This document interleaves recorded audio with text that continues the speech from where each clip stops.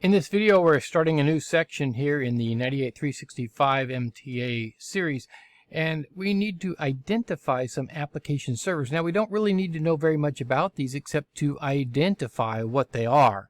However, in the interest of just some general knowledge, I am going to go into a little bit more detail just so you know what we're talking about. Mail servers is what we're going to talk about in this video. So what are the mail servers and what are we talking about here? When it comes to mail, we have several options as a company. We can use web-based mail, Google, Gmail, Yahoo Mail, and so on. Of course, we likely wouldn't do that because we are probably interested in security issues and that sort of thing. We can use cloud-based, that is to say, I can use AWS or Microsoft Azure, or some sort of hybrid, for example, contracted mail through Gmail service, where they set up a special Gmail account. And many companies do this. Many schools, for example, use Microsoft's Azure Mail or Gmail and have a special contracted web service that way. And in fact, that's becoming more and more common. However, because this is a Microsoft server course, we are very interested in this. And in fact, this is the thing that we really want to know about for purposes of this exam. Microsoft Exchange is the server used for mail. Now, the thing about Microsoft Exchange is that you cannot go into a Microsoft server. Let me close this thing out. I can't go into roles and features and add Microsoft Exchange as a role in my server. That role does not exist. What I have to do is go to the Microsoft website.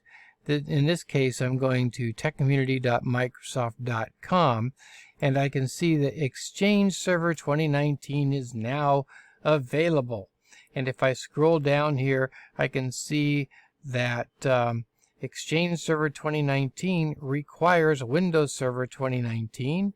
And in fact, it says we recommend installing Exchange Server 2019 onto Windows Server 2019 Server Core. We're pleased to announce the final build is available and can be downloaded from the Volume Licensing Service Center.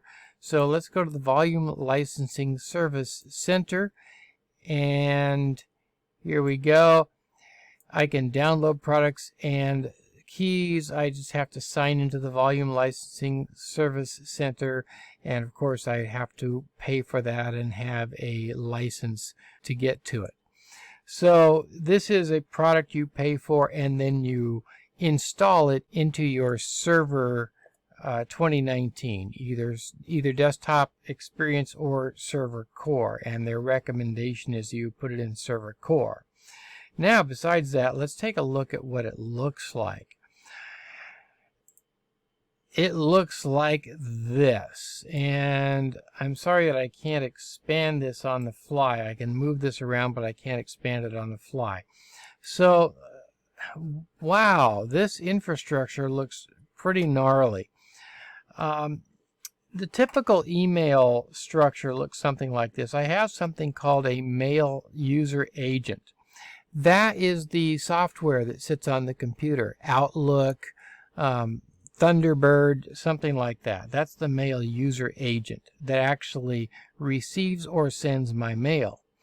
And then I have some sort of mail delivery agent. That is the server that holds my mail until I'm ready to send it or receive it. Depending on the protocol I'm using, it may continue to hold on to it or may just dump it onto my computer and then get rid of it.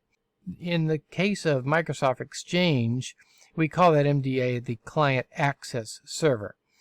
Now I have a mail transfer agent that is what we use to move that around from one site to another site.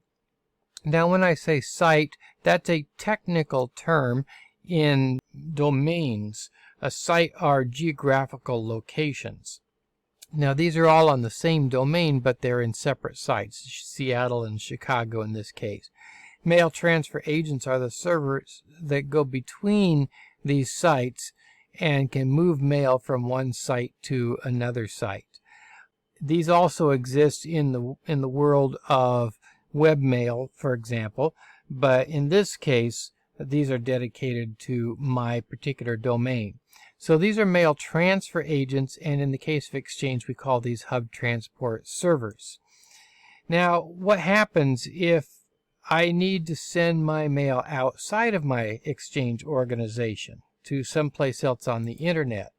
Well, when that happens, I also have to have some sort of MX or mail exchange server or edge transport server, we call it in the Exchange world, that can sit on the edge of my network, my domain, and be able to access other edge transport servers and move mail back and forth that way.